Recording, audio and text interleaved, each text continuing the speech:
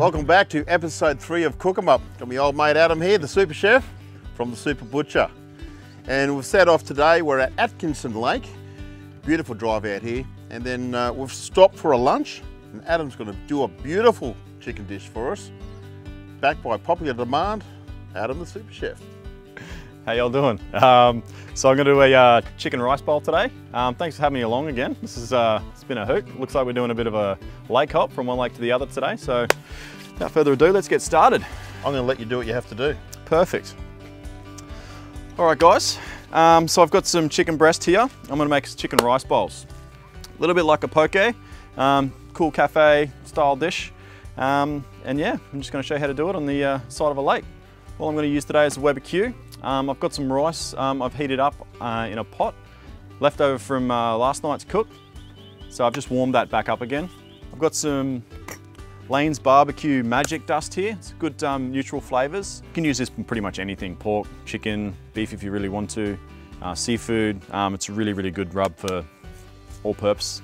It's going to work with the chicken and the rice bowl today. All right, so let's get started. I've got the chicken breast here. I'm just going to slice it up. Now, I talk about this a lot with the grain of the meat. The chicken has a grain sort of running like this. So the predominant part of the muscle is running this way. So I'm going to cut it across that way. Got the little tenderloin on the bottom there. We're just going to pull that off. Trim up any pieces that you don't think you're going to enjoy. There's a little bit of sinewy stuff there. It's not really going to impact the cook of the dish, but we'll take that out anyway.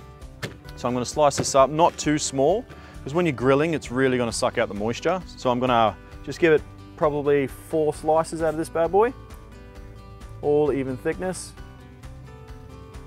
And that last one's going to be an odd shape, so I'm just going to cut it halfway through and just butterfly that out. And you've got a nice even piece there. I'm going to do that to these 3 pieces I got here. Just leave that tenderloin there and the rubbish onto one side. And it's always crucial to remember when you're cooking with raw chicken is you've got to be super clean. I mean, I'm sure everybody knows, everyone's heard, get super sick off chicken, but I can't stress enough that you've got to be careful. So what I'm going to do, I'm going to prep this one because the chicken needs to cook. I'm going to prep this and I'm going to wash everything down while it's on the grill and sanitize it and start again with the veg prep. I'm just going to give that a light dust and then a turn. Light dust and a turn. Now this one does have a little bit of sugar in it, but because I've cut it small like that, it's not going to grill too long. So I'm not too worried about the sugar burning or anything like that. And it's got really, really good flavour, this one. This dish. All right. Give that a mix up. Pop that, it's just veggie oil. Gonna coat it in veggie oil, just a light coating, just so it's got a little bit of lubrication for the grill, so it doesn't stick, and a little bit of flavour in there as well. Help marinate that chicken. You could do this half an hour beforehand if you wanted to. Maybe 20 minutes, half an hour is probably a bit long. You don't want that chicken to start drying out that seasoning, but yep, so that's good now. I'm gonna get that Q's up way high. I'm gonna load this up onto the grill, then I'm gonna clean the bench down. I'll see you in a minute.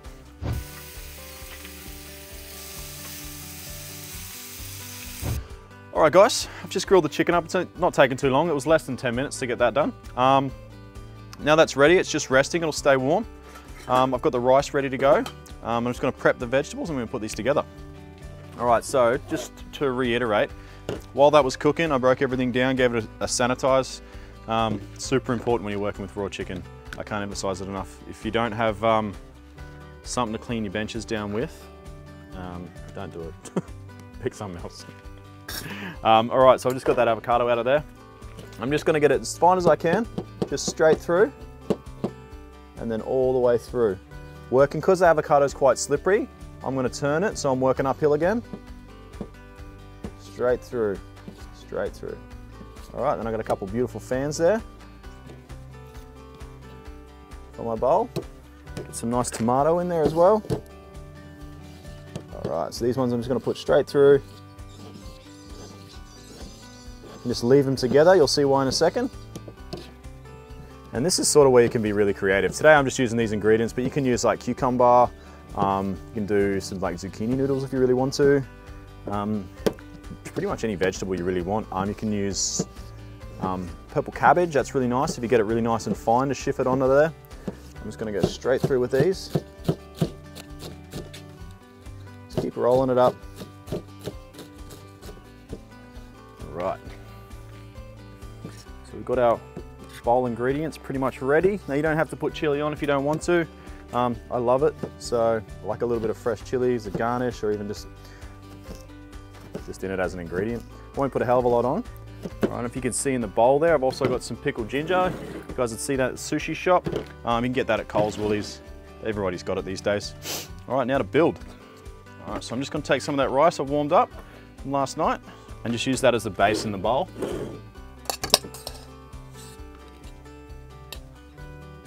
Real nice, don't get too crazy. You've got a few ingredients that need to go in there. This is gonna be one of those awesome lunchtime things that you're gonna eat this and you'll be hoping dinner comes around late because it won't fill you up. All right, now we're gonna slice some chicken, just a little bit. Find that grain there. I've got it running across like this. I'm just gonna slice that a couple of times through. All right, sit that in there. Into a couple of pieces. Get the tenderloin on that one as well. You really want to have your different colors all separated. So you get like a nice little travel around the plate. Some green in there, an avocado fan. Some of your lettuce. Get some pickled ginger in there. Nice in the middle. I've got some chili in there as well. All right, now to finish it off, I've got some Kewpie mayo here. This is gonna tie it all together. It's a nice little garnish of it. All right, Glenn, you wanna come over and have a look at this one, mate? I do. The next one? I'm smelling this one, Cook. All right, got your bowl there. I'm gonna keep going building this one. You tell me what you think. Oh, looks too pretty to eat. Never too classy, doesn't matter where you are, you can make nice food, my man. Just mine here. Correct. I'm going to use this recipe as well. This is amazing. Yeah. Super easy as well, yeah? Just some leftover rice, a few ingredients, whatever you like. There we go. Nice little cafe lunch. Lake Atkinson. I think there's enough for another bowl for me. Yeah, sweet. But once we've done that, yeah, let's hit Lake Moogerah. No worries, ready to get on the road. We'll smash this down and... Any hints for dinner? Yeah, dinner's gonna be special. Okay. We've got some Rolls Royce coming out tonight, so yeah, we'll walk you through that tonight. Thanks, guys.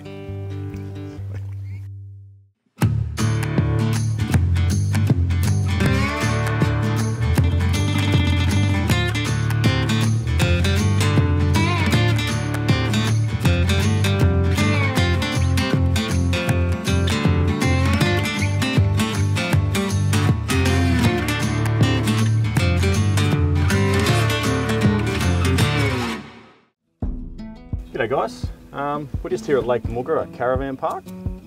We've got a nice spot by the lake here, made it just in time for sunset.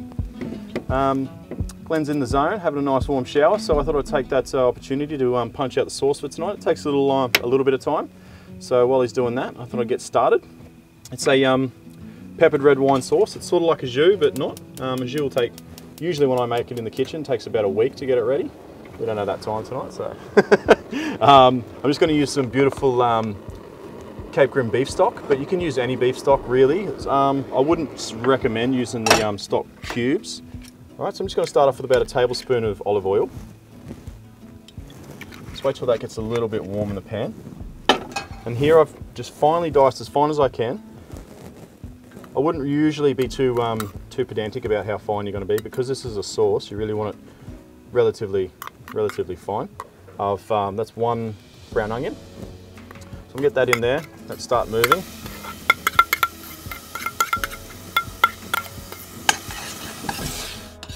All right, so just got that onion moving around. You want to saute it till it's a little bit translucent, nice and soft. Then we're going to add about a tablespoon of garlic and get that moving as well. So this is going to be the sauce. Tonight I'm doing a Cape Grim Rib Fillet. So Cape Grim is like the Rolls Royce of grass-fed beef in Australia. Comes out of Tassie, beautiful product. So we've got a grass-fed rib fillet for tonight. Just going to do it with some crispy skin potatoes, some broccolini, and this sauce we're punching out now. Nice and simple, but we've got a little bit of elegance with the sauce here. A little bit of effort. Now the red wine I've got tonight, it's just a $20 bottle. Don't go out and use your $200 bottle of Grange, for God's sakes, but I do try and stick to the rule that if you wouldn't drink it, probably don't use it in your sauce. So that's looking pretty good now. Starting to soften up. I'll get my garlic in there.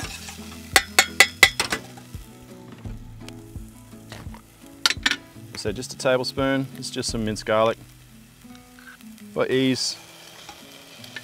And once that garlic has started to just starting to colour, I've got a tablespoon of raw sugar here. I'm going to put that in there, and we're going to get that to start caramelising. It's going to start going a little bit syrupy, and then starting to colour. And then we're going to add our red wine. All right, so we have a little bit of colour on the bottom of the pan there. We're going to add our sugar. Now, you don't have to add sugar. If I'm making a red wine jus in the kitchen, I wouldn't. But I need a little bit of body because we are doing this a lot faster than you normally would. If you're making a jus in the kitchen, you get all the sediment and particle and all the structure out of the bone and the stock that you make. And we're not going to have a lot of structure here because we're doing it really quickly. So I'm just adding a little bit for body. You don't want too much, otherwise you're going to end up with like a candy flavour on your steak, which is not really what you're after. So just move that a little bit and until the sugar starts dissolving. Just make sure you're keeping a nice balance between dissolving your sugar and not burning your onions and garlic in there. A red wine's got a bit of structure in it as well. So if you reduce red wine right down, which we will do later in the sauce process, it gets quite syrupy. Whereas if you reduce white wine down, it'll just disappear. So there's a lot more sediment and particle and things going on in red wine than there is white, so you can get structure out of that by adding it to sauces as well. By structure, I just mean body. You're going to get this, when you reduce it down, it's going to become a lot thicker. So we've got a nice little colour going on there. You can see there's that candy look happening there. It's really what we're after. So I did miss one step describing a second ago. At this point, we're going to add probably half a teaspoon of cracked pepper. So you get these little pops of pepper. Really nice. Now don't use too much. Like I said, just half a teaspoon's fine. Move that around and you'll instantly smell that pepper pop. A little bit of candied pepper and red wine is a match made in heaven. Beautiful flavour for things like veal, magic with veal, any steak dish. All right, so I'm going to put about a third of this bottle in there. It's going to amount to about a cup. 700 mils in a bottle of wine. Cup's about 250. I'm not going to do the math in my head, but that's roughly a third.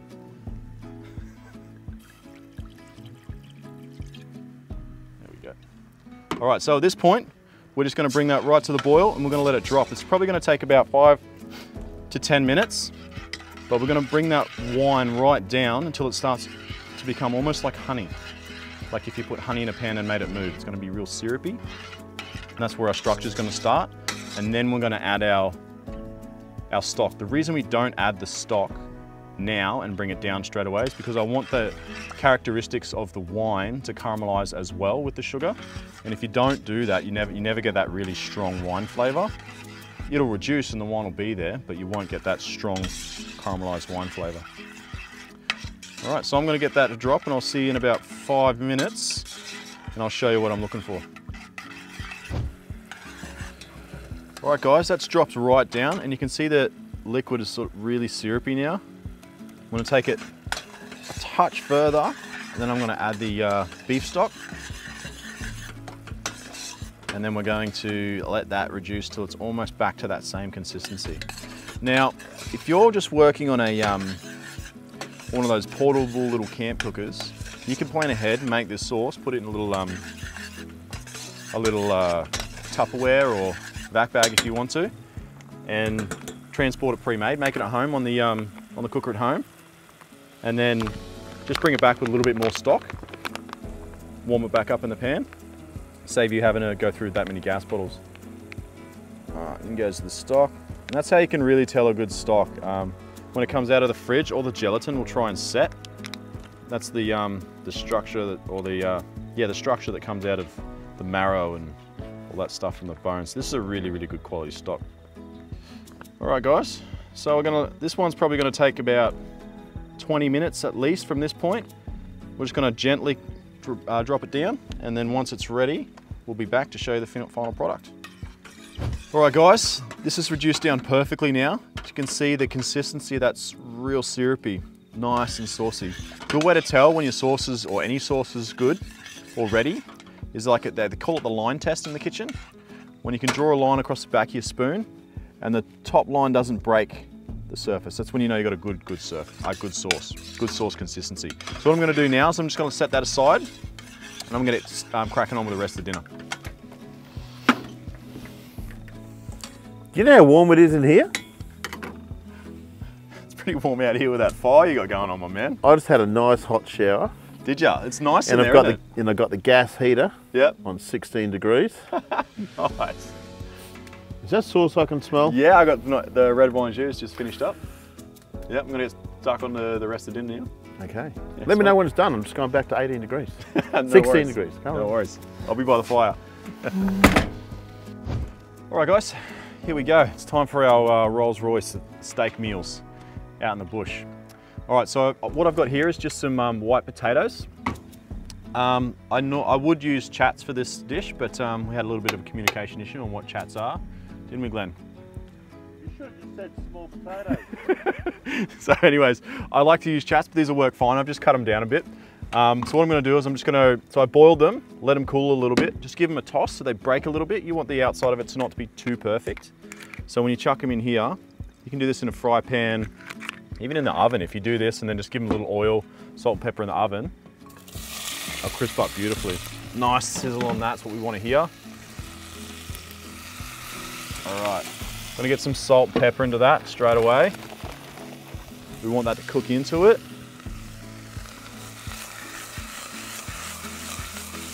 Give them a toss in there. It doesn't matter if they break up a little bit. Those little bits that break off are gonna crisp up and turn amazing. All right, just some cracked pepper. Now you might be thinking, Adam, you got some cracked pepper. Why are you using that pepper mill? This stuff's gonna come out a bit finer and it's a bit fresher. This stuff is a bit bigger, so that's why I used it in the sauce. This one's a bit finer, and also this one's got a little bit of smoke in it as well, so it's gonna be a great flavor. Give them a toss around. All right, so when they're starting to crisp up a little bit, just turn it down. This one here, just salted water, boiling. It's gonna be for our broccolini. And I've got this Weber Q cranked up on loud, that's hot, for the steaks. So the size of this Q, you're gonna wanna be very wary that when you put steaks on it, it's gonna cool off real quick. So I'd probably put 4 steaks maximum on something about that size. I'm gonna cook 2 right now, me and Glenn. All right, here we are. The Rolls Royce of steak, the Cape Grim Rib Fillet. All right, so I've left them in the bag. It's like I explained on episode 1. I left it in the bag because I need to leave it out of the fridge for about an hour to come to temperature, especially in these cold temperatures out here. And in the bag, you know, don't have to worry about bugs and animals and flies and stuff like that getting on your steak. And it's very important, like I explained earlier, to get your steaks to temperature before you cook them, especially if you're going to be cooking with something this, like, let's be honest, expensive. It's not, Cape Grim is not cheap, but it is amazing. It's worth it, special occasions or a Tuesday. What day is it today? Wednesday? Wednesday, yeah. Wednesday works as well. All right, so this one here, it's jackalope. This is my favorite steak rub. Doesn't mean it's gonna be yours, but I love the flavor of this one. It's good for most applications, but really good for steak. So I've seasoned both sides of that. Not too heavily, but covered it nicely. Then I'm just gonna kiss it with a little bit of olive oil. Now these steaks at this thickness, they're about, I wanna say, an inch. I'm gonna give them about 2.5 to 3 minutes aside. Now if you've got your thermometer, you can check them. You're gonna wanna take them to about 55 for medium rare and let them rest. and they're gonna come back up to 60 and be perfect. I've done this a couple of times, so I should be able to get it right. All right, so we've got the potatoes going there nicely. Hope so. Yeah, tell me about it, right? I trust you, mate. She's good. So just pull those off the bottom there, we get nice and crispy. Yeah, beautiful, that's what you want. Don't matter if they break up a little bit. That's what you want, really. All right, this one's hot. Right now I'm gonna chuck the broccolini in. It's a little bit going on at once, but that's okay, guys, we can handle it. Chuck the lid back on that bad boy. It's gonna take about 3 minutes and you're gonna be perfect. All right, steak's on. Like I said, these have been resting for about an hour to come back to temperature. And I am one of the people who don't like to shag around with my steak when I cook it. I cook it one side, cook it the other, take it off and rest, all right? If you're doing it in a pan, cook it one side, turn it, turn the pan off. Sizzle. Remember, the BBQ doesn't work with the lid up. So lid down, we got about 3 minutes. I've got to get drunk on that. Nah, you won't, I cooked all the alcohol off. All right, sweet. So this one is the sauce. It's nice and reduced. You'll see it's super, super syrupy because it's cold now. So I put a tablespoon of the wine. You can put a tablespoon of stock or even water if you want, just to make it loose and it's not, so it doesn't burn when we bring it back to temp. But I'm just going to put that back on heat with the lid on so it doesn't lose any more moisture on low. So yeah, what I'm going to do right now at about a minute and a half, I'm going to pick the steak up and turn it 90 degrees. You're going to get a nice crosshatch bar mark. It's going to look beautiful. If you're spending this much money on a piece of meat, you really want to get it right. So all the little finer details I'm going to take you through tonight. So those potatoes have come up really nice, all right? So I really like what's going on here. So I'm just going to turn them off and just let them sit in the pan like that. I'm going to dress them a little bit with some more olive oil as well. All right, steak. So you're going to turn it 90 degrees. And that's going to give you the beautiful bar mark. So it's about 2 minutes? About a minute and a half, 2 minutes, yeah. And then we're going to give it another minute. I'll have a look at it and it'll be either another 30 seconds on top of that or we'll flip it. I noticed the olive oil in the buds. Yeah, I just dressed them up again. So I did some at the start. Right.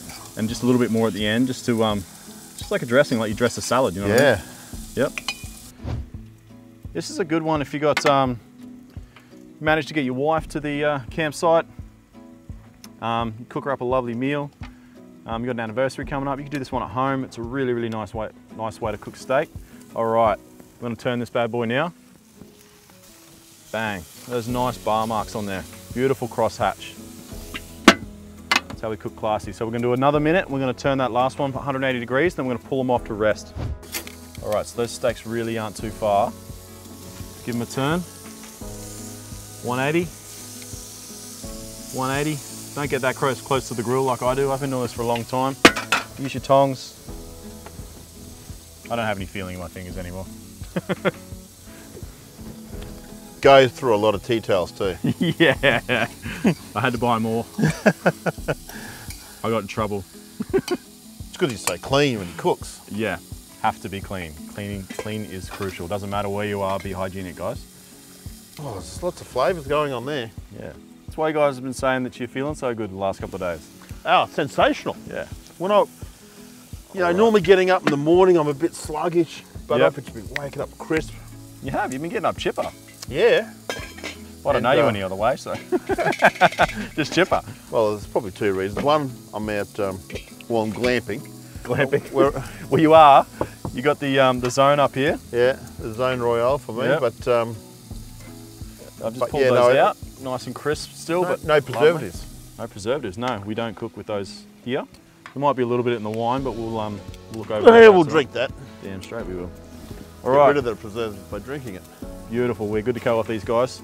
Off. All right, we're just gonna let them sit for a minute before I put them on the plate. I'm just gonna dress the plates now.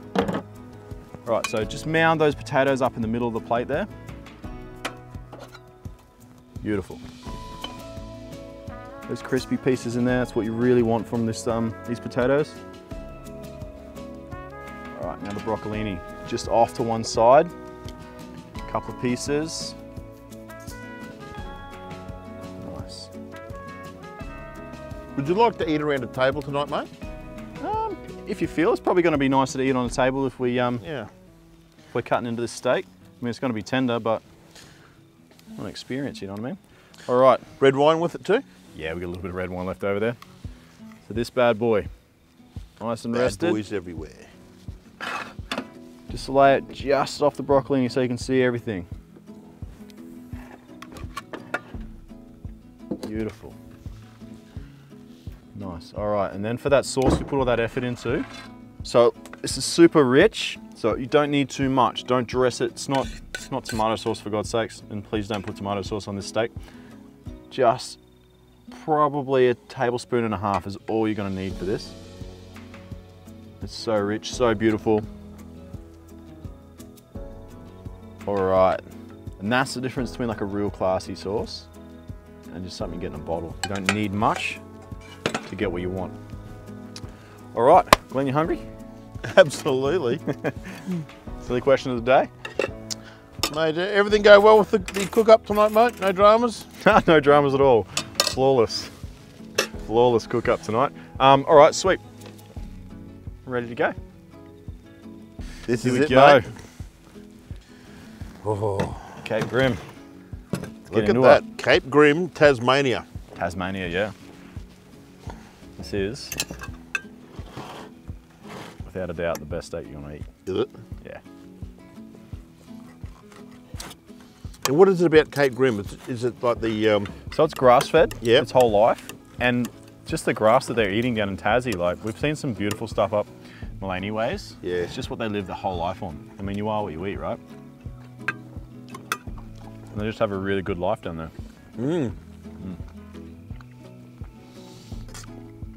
Your sauce is good too, mate. It's worth it, isn't it? Wow. That little bit of effort. I don't know about you, it's the temperature's coming out of the night pretty quickly. Mate, I don't wear a beanie all the time. Yep.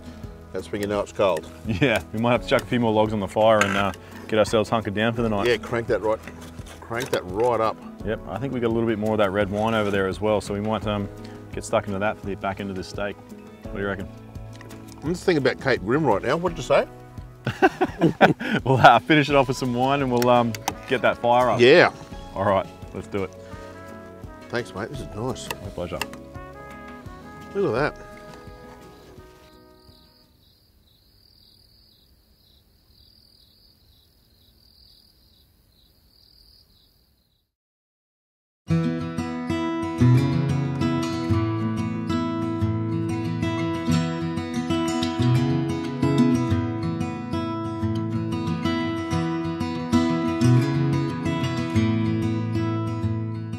Alrighty, here we are again, out of Moogerah Lake Dam here. Had a good night last night, camping out here. Some good weather. The fire was massive. It was a good fire last night. A little bit of rain while we were sleeping, but it's good. I got a cafe classic for you this morning. It's an Avo-Smash, some poachies and some Gully's smoked bacon here. So just get started on the Avo-Smash. Just open up a couple of avocados, twist them open. Just be super careful. Don't cut your, yeah, it's boiling. Just don't cut your hand off there.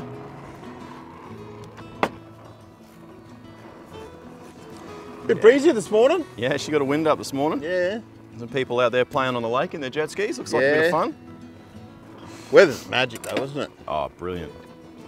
I can't believe how warm it's been. Hasn't been cold at all. Nice. Especially in front of that fire. We had a rager last night. That we did. All right, so I like to make it not too smooth, so just give it a rough mash. Just get them moving.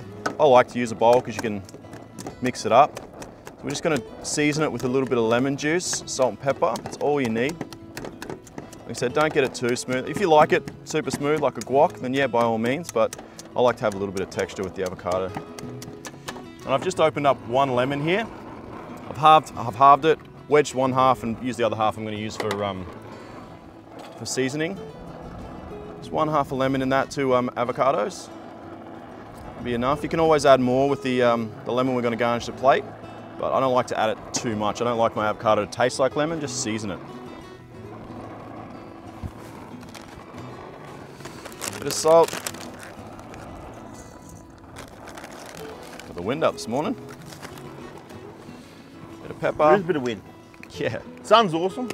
Jamming in 25 amps solar into this van at the moment. Oh yeah? Yeah. It's got to love off the grid. Oh yeah.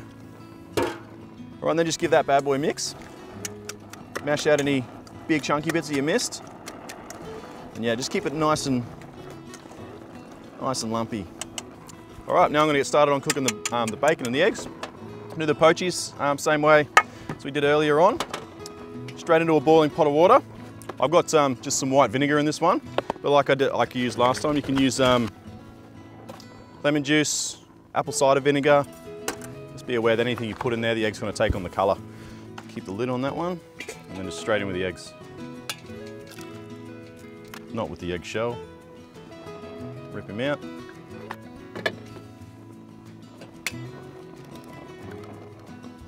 Get that pot lid back on there, start them cooking. All right, so I've just got some Gully's bacon we sell here at Super Butcher. Beautiful product. Any bacon you like, double smoke's always good for this, little bit of extra flavor. Straight on the grill. Cook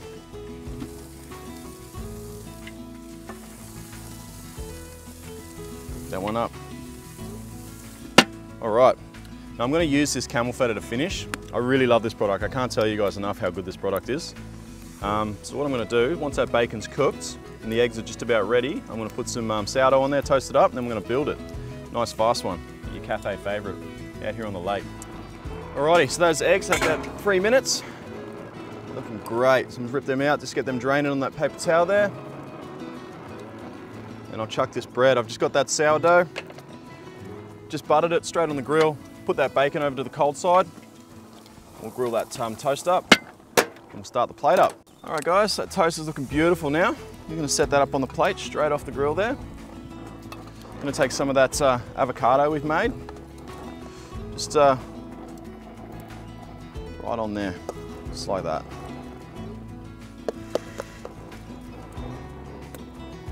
Beautiful. Super easy, super quick one to do in the mornings, and it's jam-packed full of energy. Great for your, great way to start the day. All right, chuck a couple of bits of bacon on each. Beautiful. Cook this one for your wife at home, guys. She's gonna love you. All right, so I'm gonna finish off with a little bit of olive oil, a little bit of balsamic glaze. You can get this stuff, any supermarket should have it. Nice little drizzle, don't go too hard on it.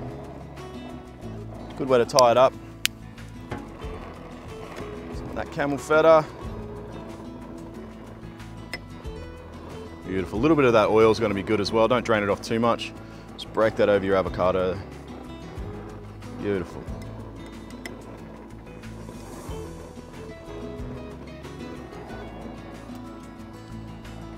There we go, lovely.